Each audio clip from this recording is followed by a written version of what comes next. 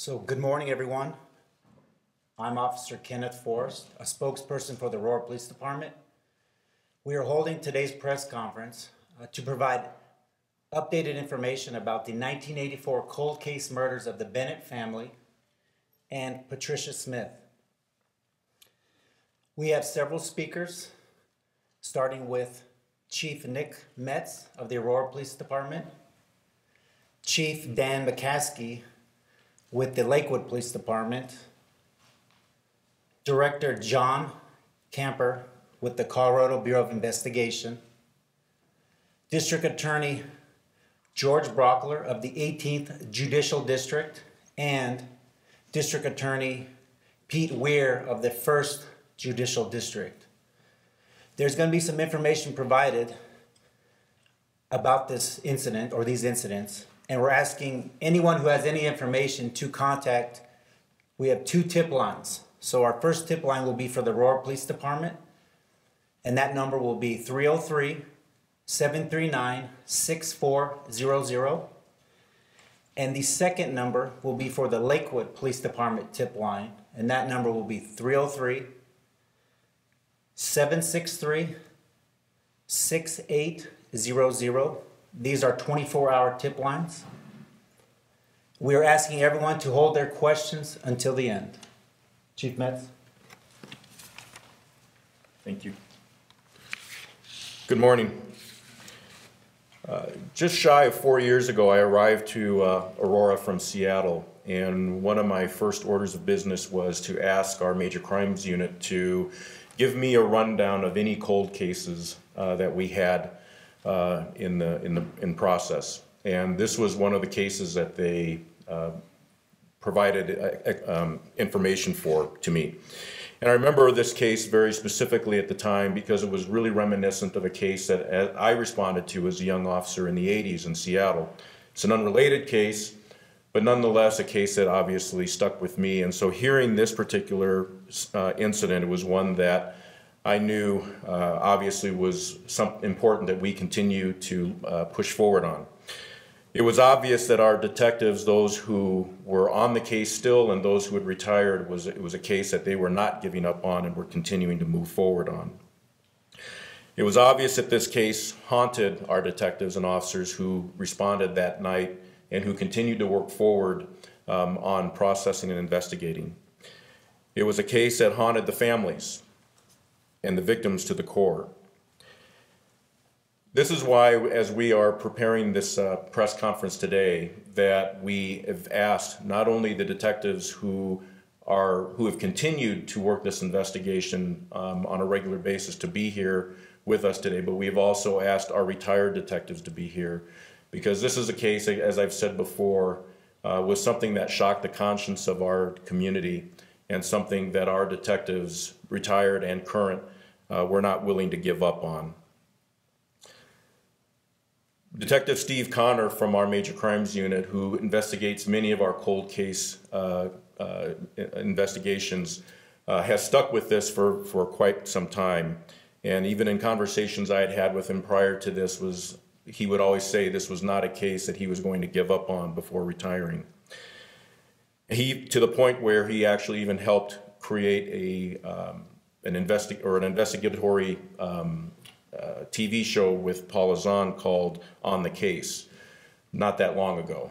And the case to show that, number one, we still took this case incredibly serious, and that we were going to continue to move forward in every way we could. When I received the call from Director John Camper from the Colorado Bureau of Investigation just a few short weeks ago, and was told the results of the DNA results, it sent a chill through my spine. And as I told folks in our office about the information we had received, there was a great deal of elation in knowing that we possibly had that suspect identity known and hopefully in custody. And it was really clear that even for officers who had come on well after the murder of the Bennett family, it was something that they too felt was a great news to get at that time. It was also obvious that our Aurora community remembers. I've received a number of calls from people in the community who lived here and remember this case clearly. Since that day, the cooperation between the Aurora Police Department, the Lakewood Police Department, the Jeffco District Attorney's Office, and the 18th Judicial District, as well as the Colorado Bureau of Investigation, has been amazing, and that cooperation will continue as this case moves forward. And you will hear the cooperation that we've received from Nevada law enforcement, and it continues to absolutely be amazing. We are thankful for the advancement in science and what that science has done in contributing to this, in solving this case. Just a day or two after receiving word of the DNA results, we met with the family members and victims and family members of this this suspect, and it was obvious in talking with them that there was no closure. There's been no closure. And these murders have not only destroyed the lives of those who were killed, but it's destroyed the lives of those who are still with us today.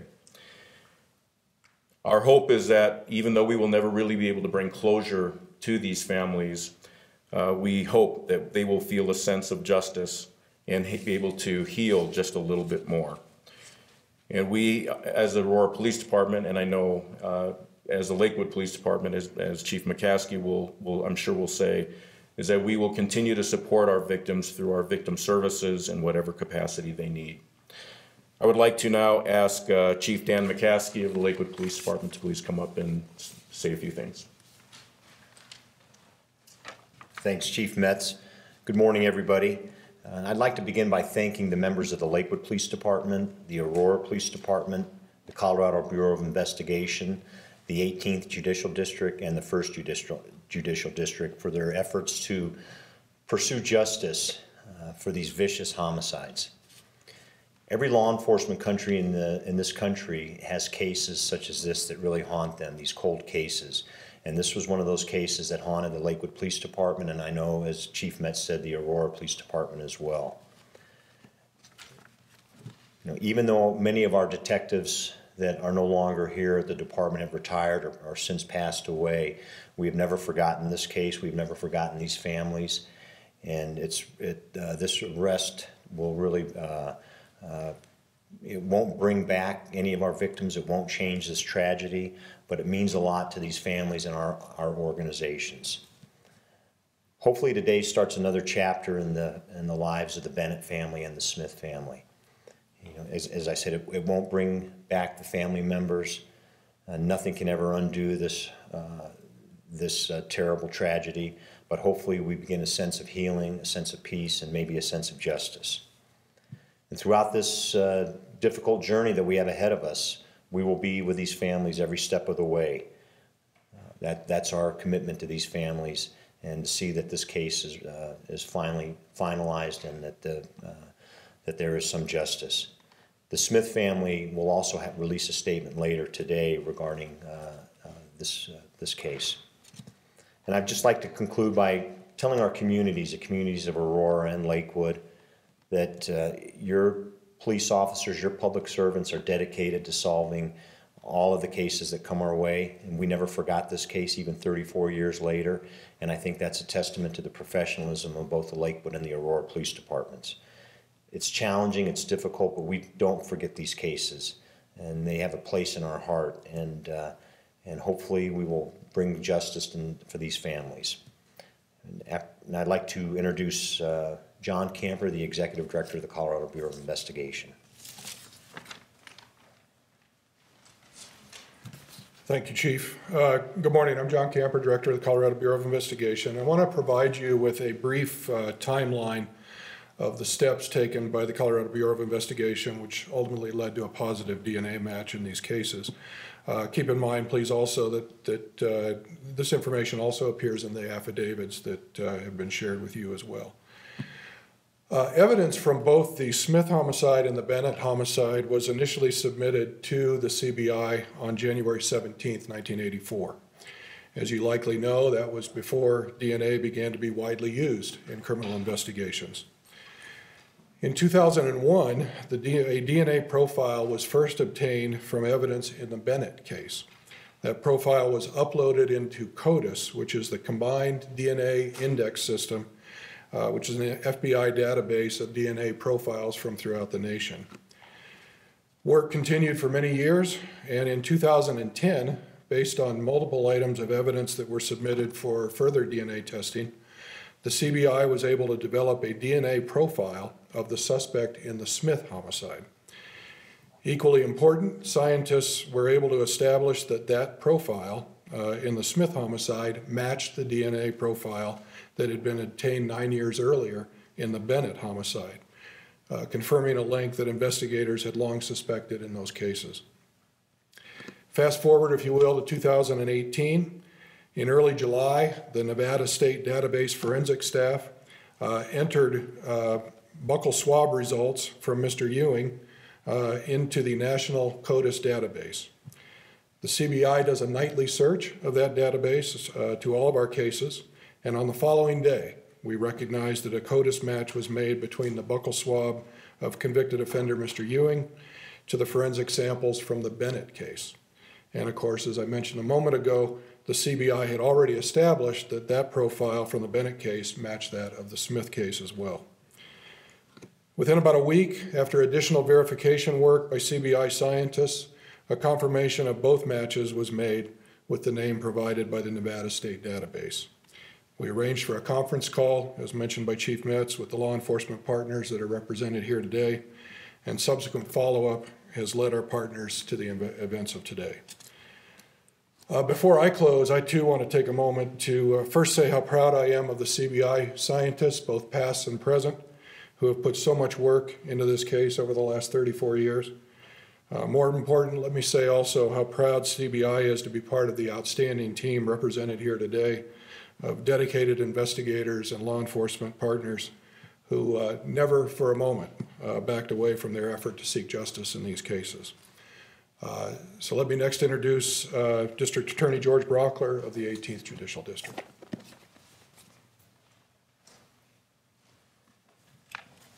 My name is George Brauchler.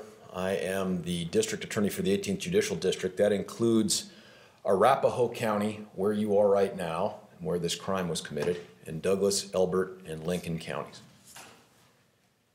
12,626 evenings ago, the Bennett family, a family of four, 27-year-old Bruce, 26-year-old Deborah, and their two daughters, celebrated the 7th birthday of one of those girls.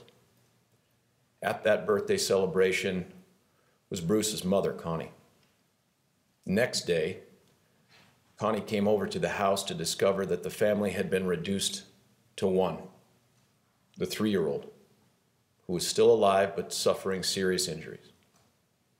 Today represents the first public and formal step on what will prove to be a long journey towards justice in this case.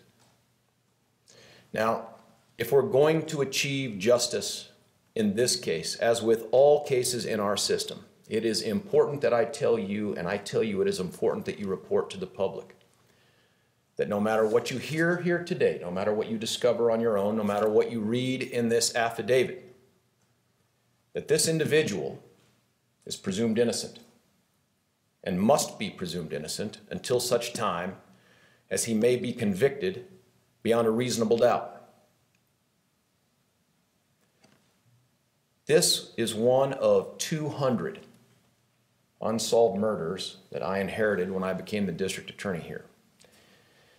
A matter of significance to me was in trying to bring to justice those people who have committed the most heinous acts against violations of our law, murder, and see that they didn't escape culpability and responsibility. So we created a cold case unit. The cold case unit has been involved in this case even before the break in the DNA evidence that Mr. Camper described to you. It is important that you know that we take these cases as seriously as any that will come across our radar. And I have some of the best prosecutors in the state of Colorado assigned to handle this case. I myself will handle this case with them. Now, there's some things I want to tell you, and there's going to be an opportunity for questions. But back in 2002, based on the ever-changing DNA technology, and make no mistake, DNA is what brings us into this room today, there was a series of charges that were filed by my predecessor's predecessor in the DA's office, 18 separate counts. And those counts were attributed to a John Doe profile that has since been changed to reflect the individual that now stands accused of these particular charges. Now, those 18 charges include 6 counts of first-degree murder, 7 other substantive counts, and 5 what we'll call sentence enhancer counts of crimes of violence. Now, some may ask, how is it that you have 6 counts of first-degree murder and only 3 victims? And that is because there are 2 different theories of culpability on murder. One is after deliberation with intent. The other is based on a felony murder theory. That should explain some of that. I think other questions that may arise involve, well, look, the law was different back in 1984. That is true. And I want to tell you what else makes this a bit of a hurdle, at least at the front end, is back in 1984, Al Gore had not yet invented the internet, and everything was written in something called books. And so we are tearing through as much paper as we can to make sure that we know how the statute of limitations applies, how the different aggravating factors may apply to these charges, the different sentencing parameters. Right now, I tell you that murder back in 1984, even under both of these theories, was punishable by life in prison with the potential for parole after 20 years. That is not the case today. Today, if you're convicted of first-degree murder, you will go to prison without the possibility of parole. And these are all things we continue to explore and research as we move forward with this case. I think one of the other things to ask is procedurally what happens next. Today, we will work alongside the 1st Judicial District DA's office, and District Attorney Pete Weir will talk about that, to perfect the extradition paperwork that we will send to the governor's office. I have every confidence that the governor will very quickly seek to extradite this individual from Nevada, where he is currently incarcerated, and we will bring him into our court process for the purposes of having him answer for these charges. I want to thank a whole bunch of people here. Arapahoe County Sheriff's Office has been great. All these partners, Aurora, Lakewood, 1st Judicial District DA's office. But I also have to tell you that something significant that took place because of the Nevada Attorney General, a guy named Adam Laxalt. Back in 2013, Nevada decided to join almost every other state in the country, and by the way, there's still a handful that don't do this, and say we are going to authorize the DNA testing of those people who have been incarcerated or are going to be incarcerated into prison. But despite the fact that that law was passed in 2013, the Nevada Department of Corrections resisted testing their population of inmates until they received an order, an opinion from the Nevada Attorney General. And that opinion made it clear that they should go back and test retroactively all the other current inmates. And that is how we discovered this individual right here. And that is why we are here today on these particular charges. So I thank the Nevada Department of Corrections. They've been tremendous partners with us. The Attorney General for the state of Nevada, Adam Laxalt. The Clark County, Nevada District Attorney's Office has worked extremely well with us, as has the Mojave County, Arizona County Attorney in this particular case. As you can imagine, this is not a case where one person or one organization can see it through. It's going to be a team effort, and it has been so far, and I appreciate that. You are going to see, when you review the affidavit, the graphic nature of the injuries as described, I think, beginning on page 4. There will be other questions about when will this case reach resolution. I can't tell you that. I've handled some significant cases in my day, and I have never once predicted how long it would take to get to the end of the justice-seeking process, and that holds true for a case even like this one that's 34 years old.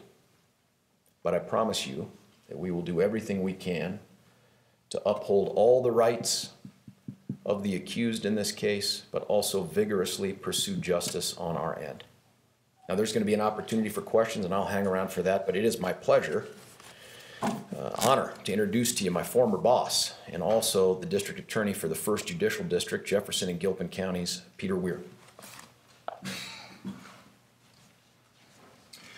Thank you, George. Good morning. I am Pete Weir. I'm the district attorney for Jefferson and Gilpin Counties.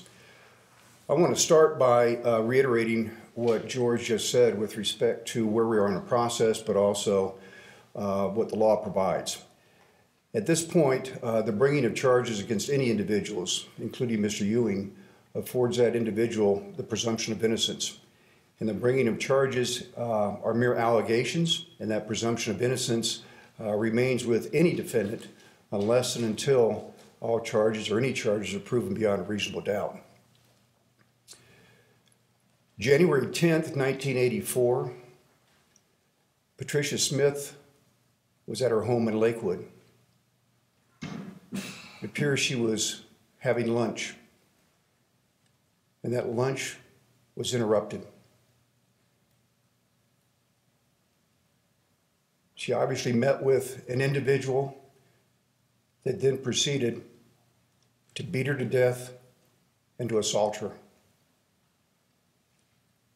It's been over 34 years, but the search for the killer of Patricia Smith never ended. Yesterday, we presented an affidavit that detailed recitation of facts that we believe supported probable cause to ask for a warrant for the arrest of Alexander Christopher Ewing, who's currently in custody in Nevada. Our request for a warrant detailed that we believe Mr. Ewing is responsible for the murder and assault on Patricia Smith. We will be filing charges early next week, but yesterday, a Jefferson County District Court judge issued a warrant for the arrest of Mr. Ewing, alleging that he has committed the murder of Patricia Smith after deliberation with intent and also under 3 different theories, felony murder. There are also violent crime counts attached to that affidavit and to the charges we anticipate next week. This is a time not only to pursue justice, but to step back and once again remember Patricia Smith and her family. Justice in this case has been delayed, but I'm confident that justice is not going to be denied.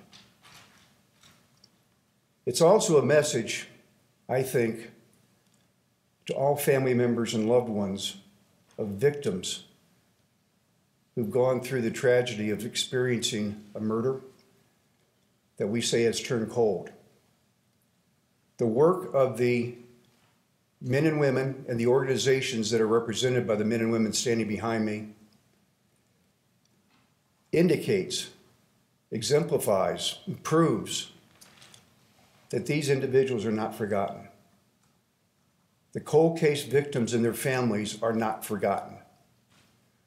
Law enforcement, our forensic scientists are unrelenting in their pursuit of the truth and in their pursuit of justice. And they do not rest until we exhaust every possible means of bringing those responsible to justice. And it should serve as a warning to those who may have committed these crimes that we are still out here. We are still looking. We are still working. And if you are responsible, ultimately, we'll find you. I also want to thank the great work of CBI, the Aurora Police Department, the Lakewood Police Department, George's office, and the men and women in my office. This truly is a coordinated, combined effort. Sometime today, we anticipate that we will be going to the governor's office and requesting that Mr. Ewing be extradited from the state of Nevada.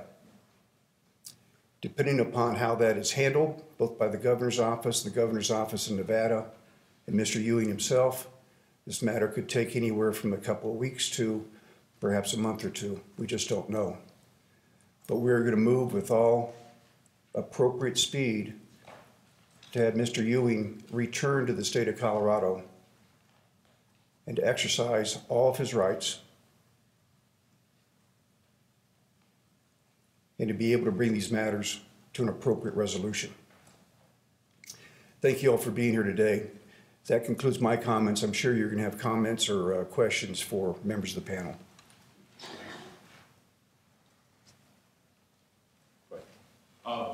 The hotlines that you mentioned, the purpose for that now is that now that we know who the suspect is, that you're hoping that additional information will come forward about him and help alter a case?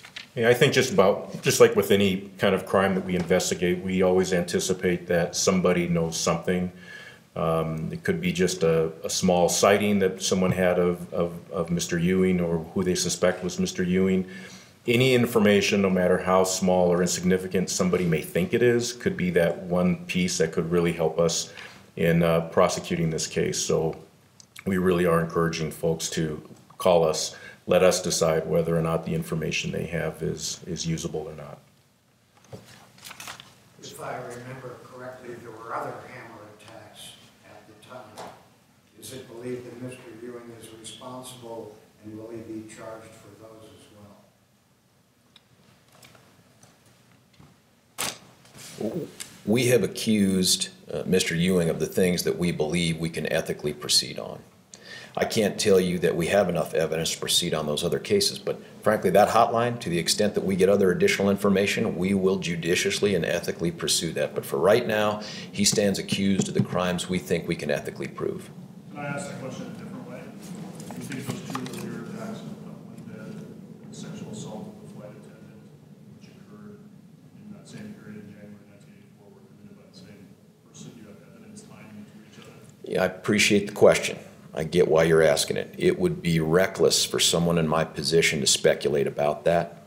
We'll continue to investigate those crimes just like these, and when evidence presents itself, we'll take the appropriate steps. Well, you're up there, Yep. Mr. Weir as well. Could these be a death penalty case? I'm speaking only for the case that we have.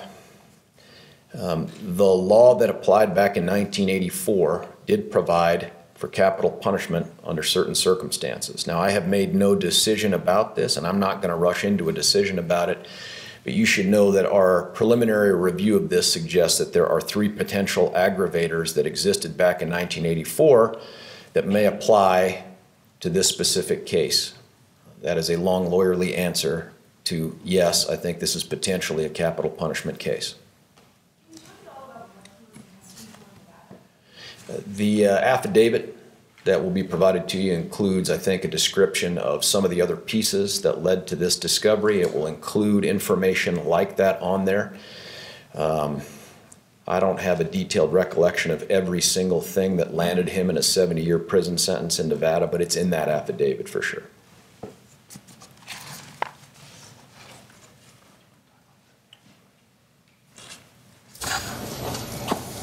With respect to the homicide related to Patricia Smith, there are statutory factors that could qualify this case as a death case. But whether or not to seek death in a case is the most significant decision that any prosecutor makes, and it's only done after an extensive evaluation of the facts, the law, in consultation with victims' family members. And that's the process we will engage in with respect to the Lakewood case.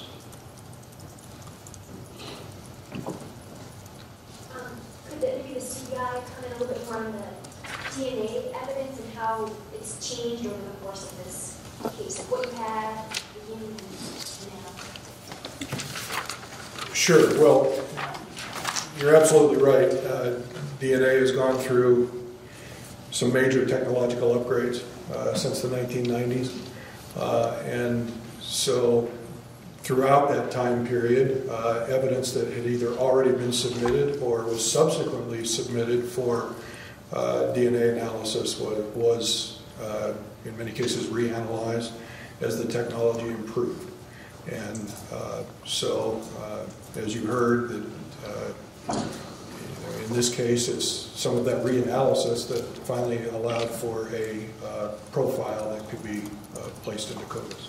How do you establish a profile? Can you talk about what that means? You know, I can't really get into the technical aspects of it, but we've got folks that could do a lot better job of that than I could, that we'd be happy to get you in touch with, that can kind of walk you through some of the science of that. I would only embarrass myself. Fair enough. And the hit that you just had recently, that was just a routine test? So, as I understand it, every night we run our cases through the CODIS database as a routine. Those are run. And so, yes, on a date in early July, we did learn that there was a positive match to the individual in Nevada on a profile that had recently been entered by their agencies. When you hit that positive match, do y'all rerun it, double check what you just got, and make sure it's not a fluke, like what you're, before you start calling everybody and going, guess what? Yeah, most definitely. And one of the reasons that you know, we started learning about this in early July, and now we're into August, is so that much of that verification work can take place. There's a lot of scientific verification work and checking and rechecking that needs to be done, and that takes some time and takes some assistance and cooperation from agencies in Nevada as well. So.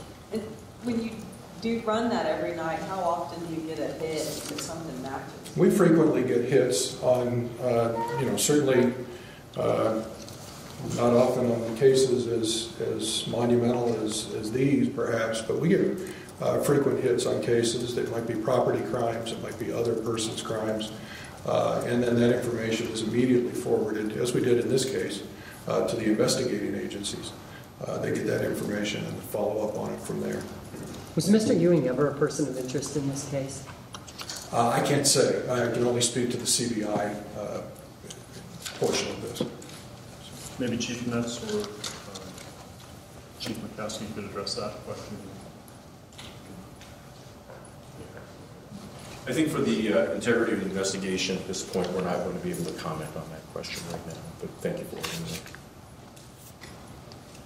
Can I make a quick pitch here now that you've had Director Camper talk about this?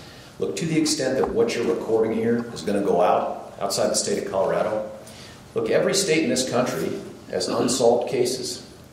Some less serious, some as serious, some more serious. If you are one of those handful of states, Montana, that doesn't have the DNA law that we have, that Nevada now has, pass this. Do this for the victims of those cases that are still hanging out there wondering if they'll ever get justice on their cases. I promise you, if you do this, you have the opportunity to help bring some closure to people who have these gaping holes in their lives from crimes that have not yet been solved. Do that. There was a technological term, you said buccal swab. What does that mean?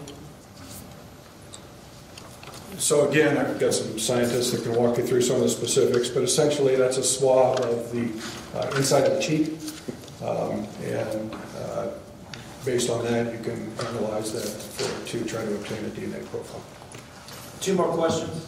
Is it possible that Detective Connor or any of the other detectives that have worked on this for a long time could talk about how they're feeling today?